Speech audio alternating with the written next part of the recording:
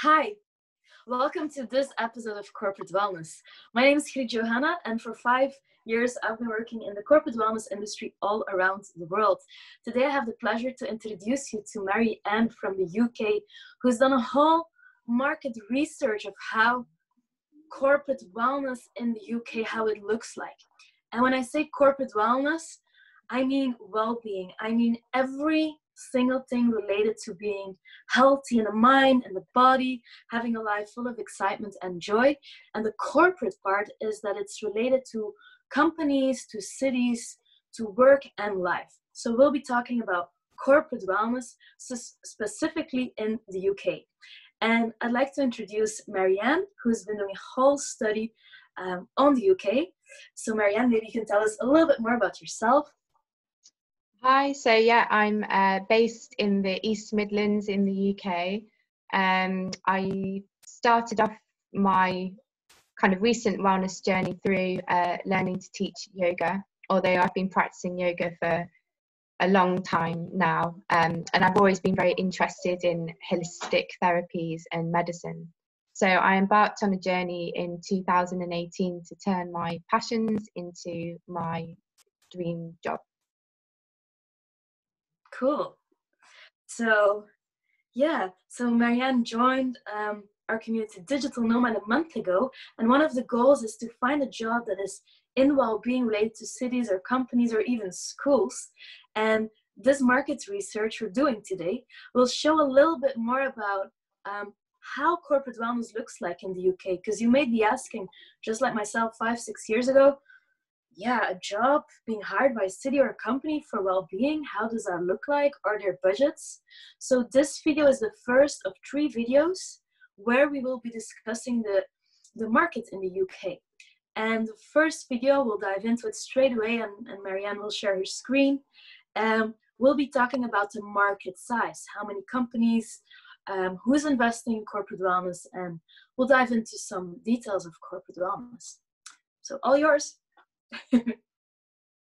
Hi, so I'll just move on the slides. Cool. And I love seeing your orange lamp again, Ann.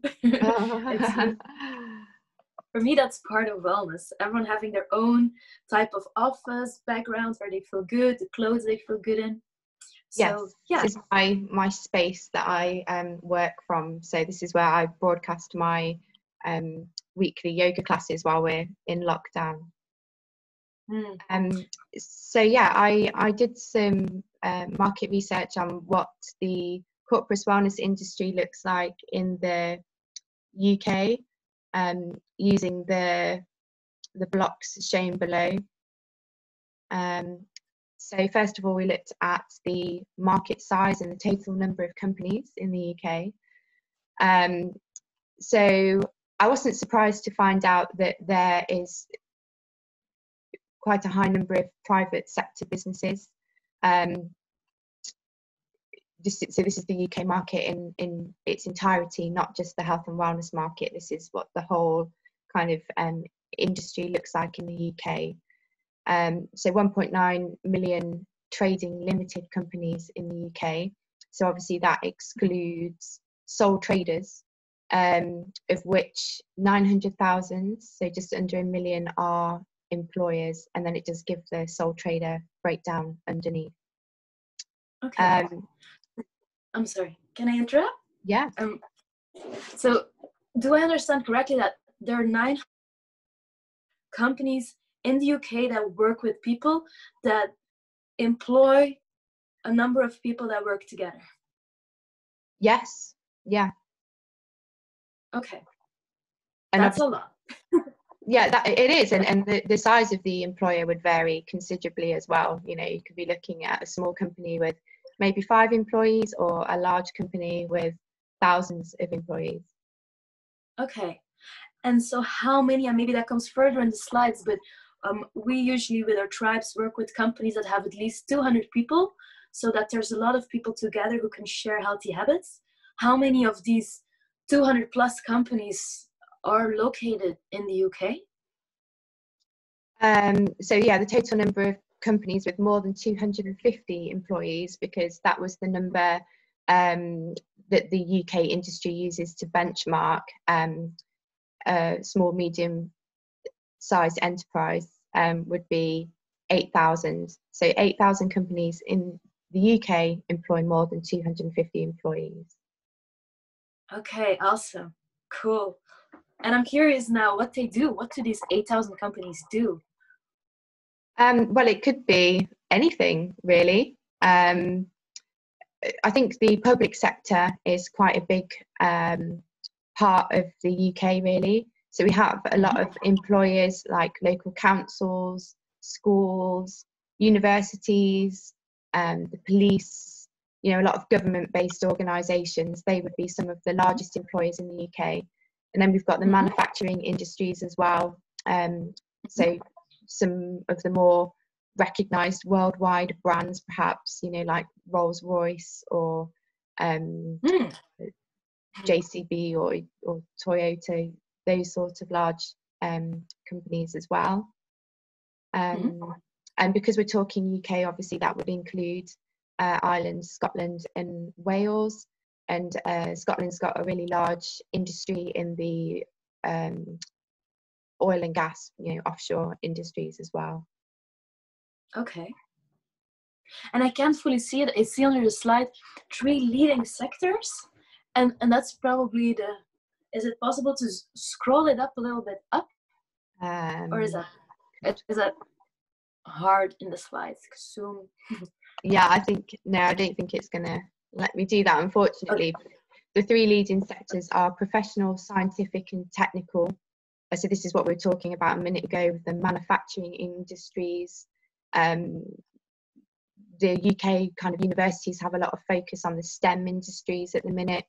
So that is the scientific or technical, engineering, manufacturing industries. Second largest sector is construction. And I've put 2 but on the slides, but I meant 3. It's actually wholesale and retail are the 3rd largest sector. Okay. And the supermarkets, they kept running during COVID because that's, I think, 8,000 businesses. Yeah, it's interesting to see. These are probably sectors that all kept running during COVID, from home or stayed open.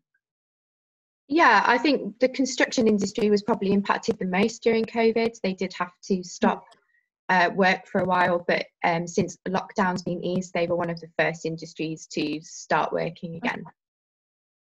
Okay, cool. My next question now would be, how many of these 8,000 companies are into corporate wellness? How many have someone coordinating corporate wellness? So I'm curious if that's the next part, because I don't remember I even made the framework, but I'm curious again. Okay, yeah. So okay, so that was the next question. Yeah. It is. So yeah, the numbers that I found varied quite a lot. So one website there, I've included the websites that I used. So there were 124 companies that invested in corporate wellness, and then Crunchbase.com said that there were 354. So it would be between those 2 figures. So if you said 250, that would give you an average. Okay, so that would mean 7,750 companies are still looking for a corporate wellness manager, especially now after COVID. So that's a lot. Yeah. Okay, cool. And average budget without employee, with and without a strategy. Oh, hi. Hello. We have someone joining. I just need to finish my conversation. Yes. No. So the average budget per employee was really shocking, actually, to me when I had a look. So companies that do have a corporate wellness strategy, it says they spend £51 to £75 per year per employee. And ones without a strategy, which from my experience is probably most, would have between £1 to £25 per employee per year, which is just shocking. Yeah, so that would actually mean fruit. That's what I often see, like in other markets, they provide fruit and they call it corporate wellness. Yes. Because £1 fruit is about half per employee per month, for example. Yeah. So Yeah, something like Okay. that. Really small token incentive, really small token gesture. Okay, cool. And the European Parliament actually said in December, the ministers of Finland or Sweden, they said they wanted to shift and hire these budgets. They want to, on a European level, and the UK might follow that, and America too. So they would like to shift budgets so there's more investment in prevention, because that's what corporate wellness really is. So these budgets might go really up and need a coordinator quite soon. Yeah, So, I should think so. nice I know numbers. What are we looking at? Yeah. On the ground, I know that a lot of people in the UK have been talking about preventative wellness for quite some time, but obviously it's not happened in practice. So I think now is the time.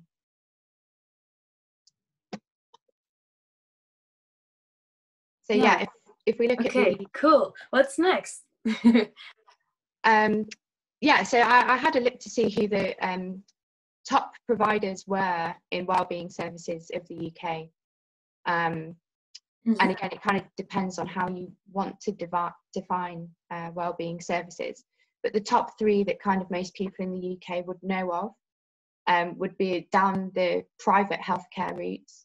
And as listed on the sides, it would be Nuffield Health, who they do offer corporate packages.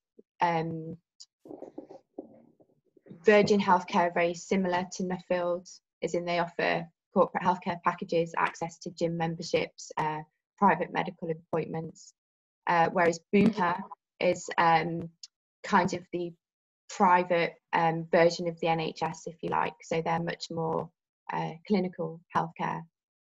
Okay. So can we assume these budgets are being spent to these providers? That's okay. Can we assume that the budgets, the 1 to 56 euro, they're being spent to these providers, or would companies spend them themselves on ad hoc initiatives, or what's your view on that?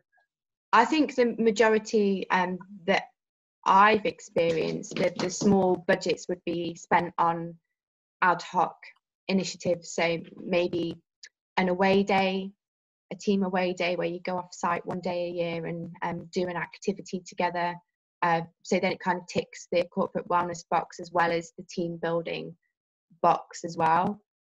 So then it's not strictly wellness, you know. And the ad hoc initiatives as well, like you say, maybe providing fruit in the workplace, or I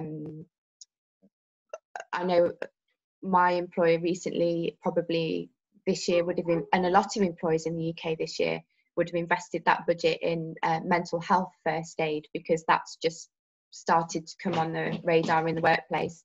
So that would have been paying for a trainer to come into the workplace and train employees on what the positive and negative mental health indicators look like. Okay, cool. Does any of them, because we've seen that there's a big difference in the budget companies spend when they have a strategic coordinator and when they don't, does any of these companies offer strategic coordinator or training for people to really run and manage all the programs in the company? Definitely not. I've not seen that anywhere or heard of it. Okay. Cool. What else are we talking about? Yeah, so again, this is kind of touching on what you were just saying about the quality of the competitors in the wellness market. So, for example, when I talked about the mental health first aid, a lot of times things it almost feels like a tick box initiative.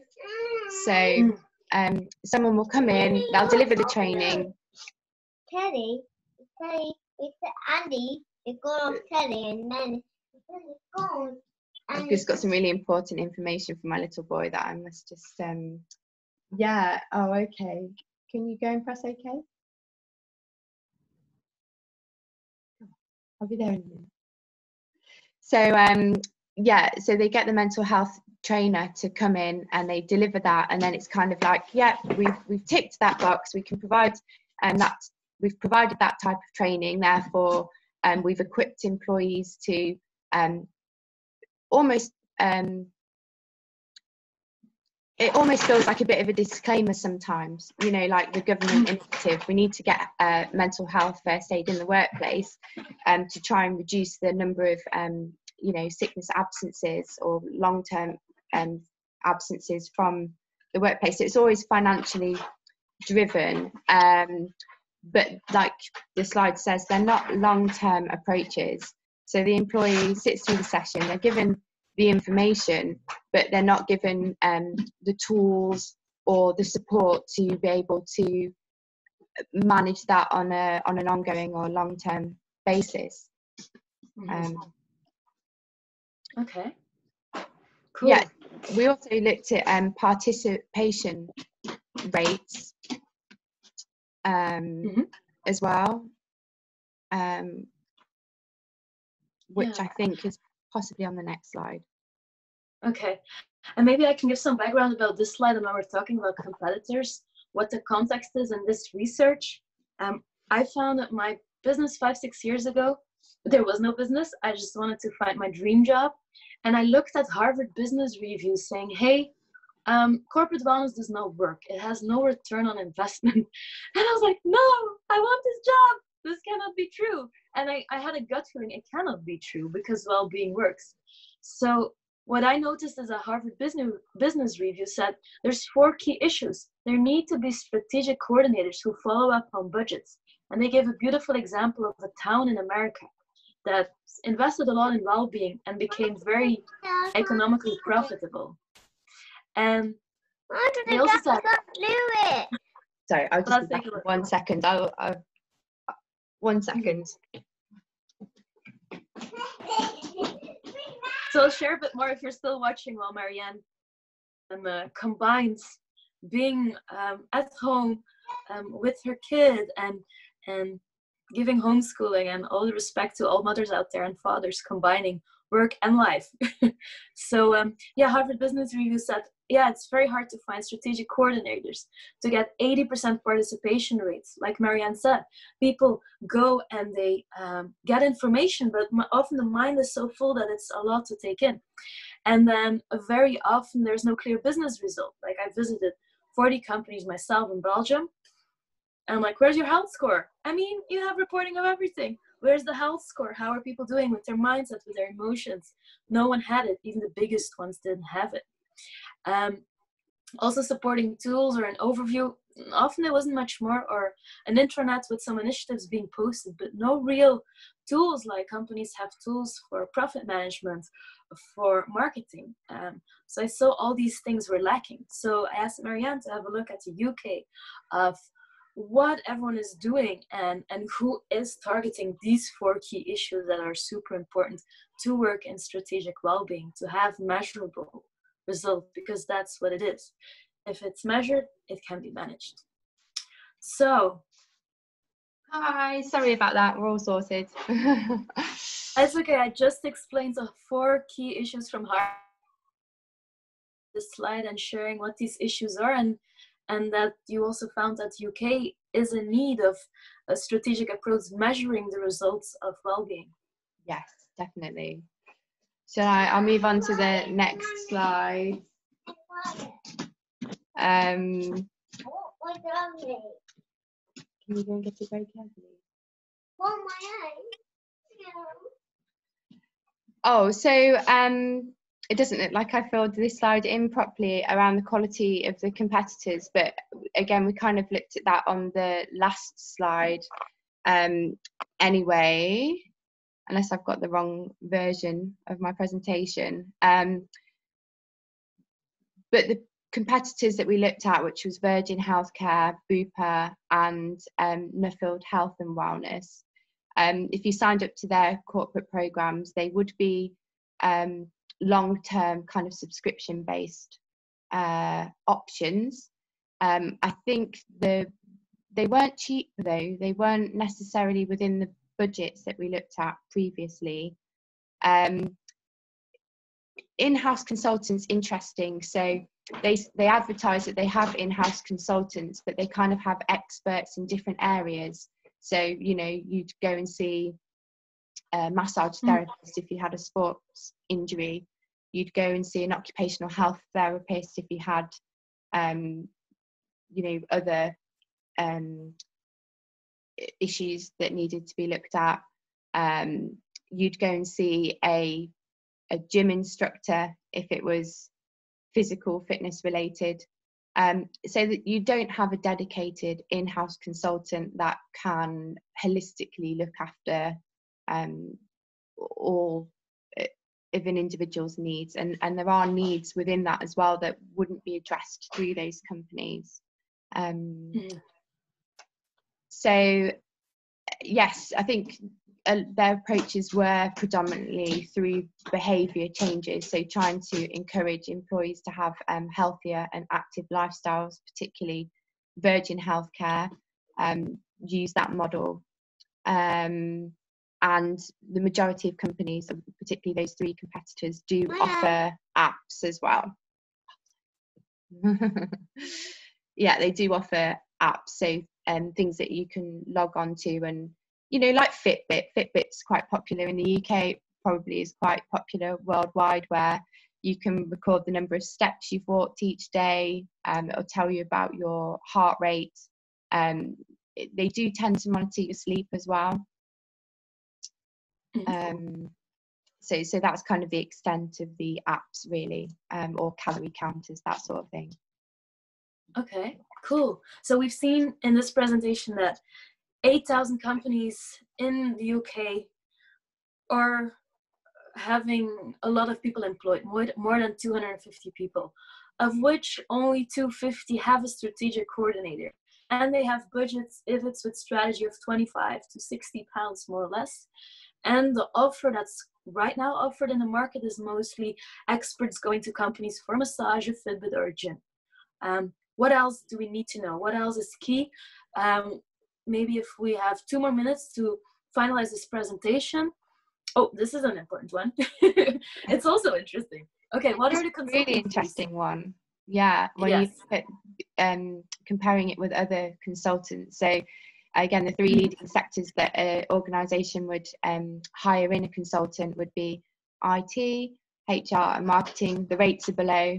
Health and safety is another area where a consultant would be hired to help an organisation as well, and their costs would be probably around the £50 an hour mark as well. Okay.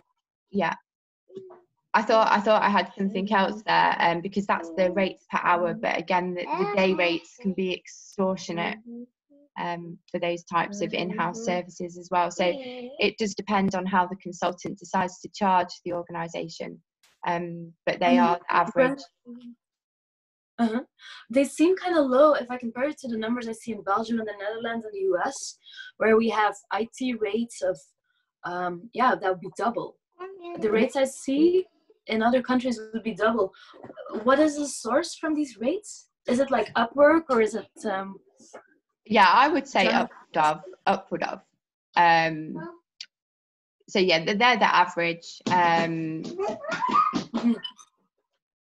So my maths isn't very good. I just wanted to see what that would be for a day. So if we had £40 an hour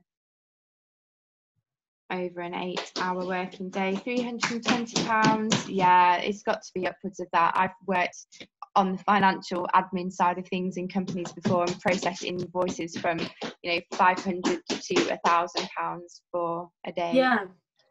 Because of course, well, let's say these are minimums then.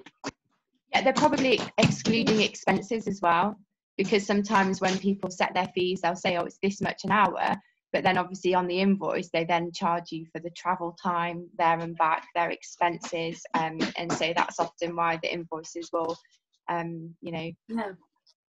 be more. So you're used to seeing daily rates of 500 to 1,000, you said, as a finance manager for consultants. Yes. Okay.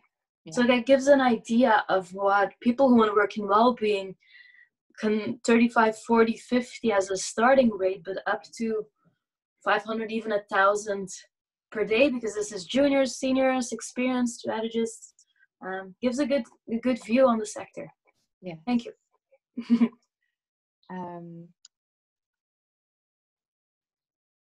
Yeah, so this slide,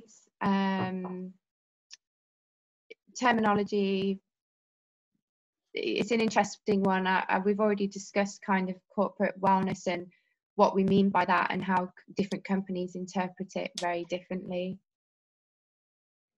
I don't think... Did you? Okay.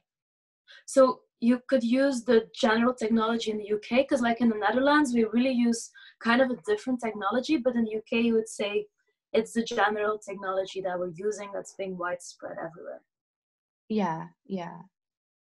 Okay, interesting. And what's the next part? I'm curious about the last part of this first.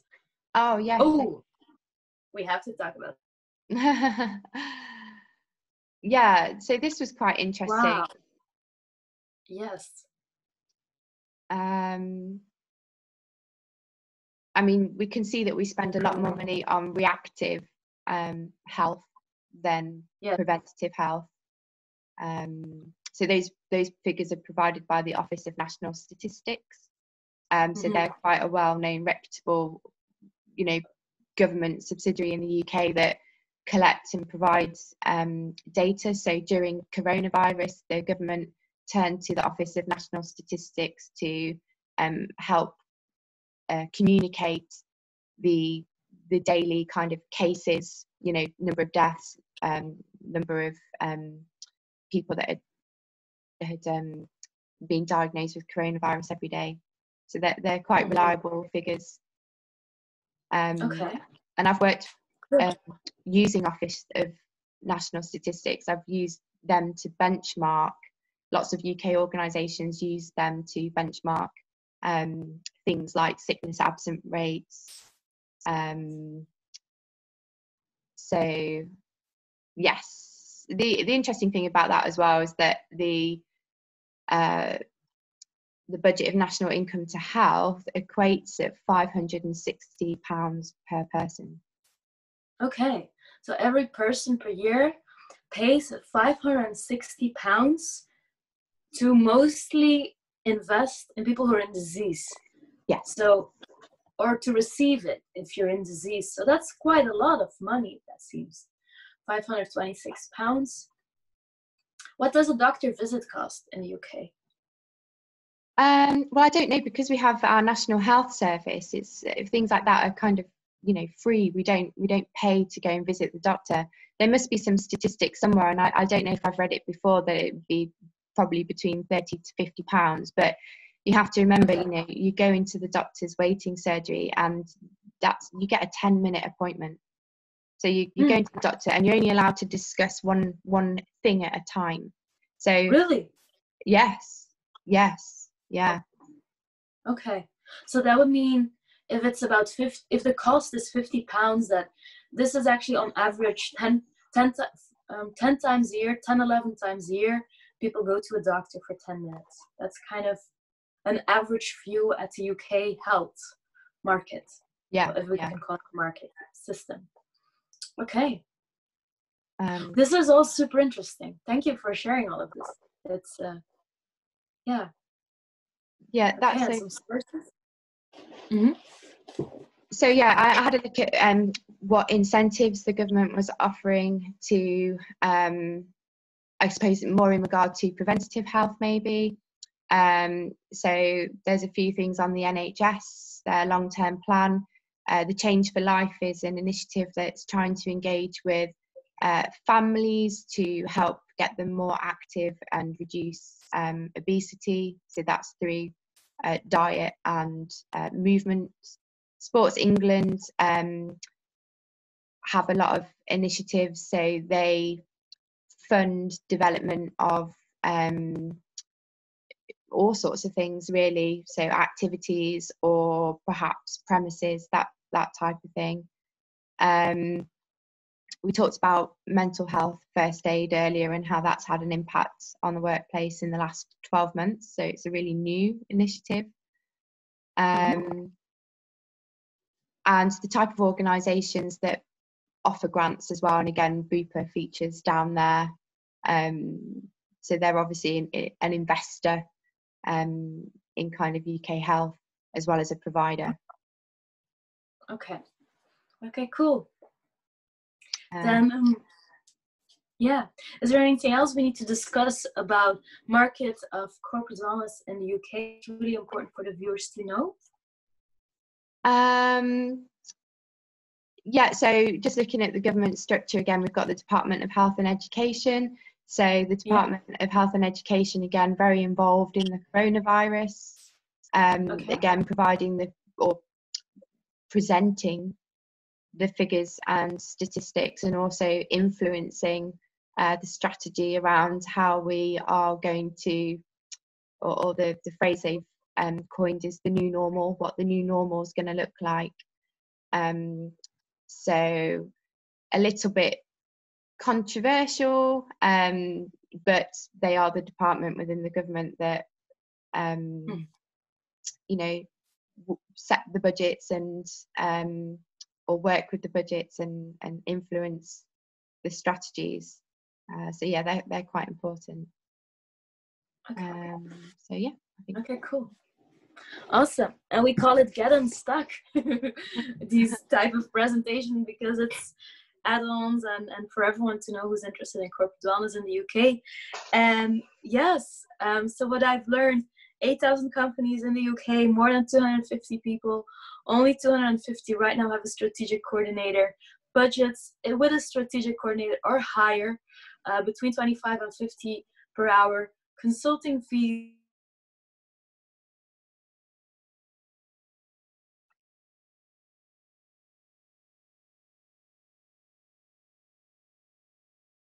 Public health is important for the strategy in the UK, which is about 120 billion or 120. I see the number, like 5% is on prevention, 100% is on people already in disease, and every person in the UK is paying £525 per year, which would represent 11 times going to the doctor. So there's a lot of work. And it's a lot, and I think when you read it back, you know, like it's quite mind-blowing, really.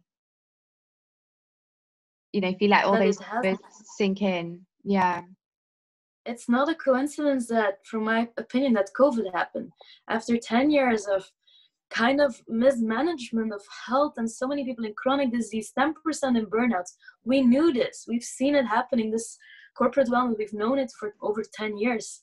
And then COVID happened, and suddenly the governments needed to take control. So, yeah, and maybe as a last thing, for you personally, also you're getting very, very close to starting in being one of the 8,000 in a school of corporate wellness consultants. Yeah. So, what is your dream? So at the moment, I'm due to start a job in a school in the next few weeks. I'm going to go too, and he's going to be going to school too. So we're both excited about going to school. Different schools. We're not going to the same school. Yeah, and I'm going to really big one. He's going to a big one. The school that I'm going to teaches from the early years through to sixth form. So it's a really big age group. There's breakfast in there, they said. Oh, and he's getting breakfast at his school, so he's onto a win-win. But things like nutrition, health and wellness, I'm hoping to be the ambassador for at the school. I'm studying at the moment to be able to expand my yoga teaching so that I can teach children yoga. And again, the school have expressed interest in that. So yeah, it's a really good opportunity at a really interesting time to bring health and wellness yes, and you onto the and he's playing onto the agenda anyway, onto the agenda at schools as well. So yeah, but we'll have to see what that's going to look like, because obviously with COVID, there's a lot of things up in the air still, about social distancing and how that might be applied at schools. So really exciting time, but a lot yet to be decided, and it'll be really interesting to see how I might be able to play a role and influence during these times. Awesome. Thank you for everything. So yeah, cool. So I learned a lot, and thanks for preparing all of this. And then I'm looking forward to see the next two UK market studies that go deeper in how departments within those 8,000 companies and cities and schools look at well-being. Is it a sales thing? Is it a marketing thing? Or do we go to the CEO and to go deeper into the budgets, how they are being spent? So thank you. Thank you very much. What's the name of your son? Flint. Flint. And thank you, Flint, for joining us too. Being part of this video. A starting career in video. Thank you. See you. Bye. Untangle in your hair.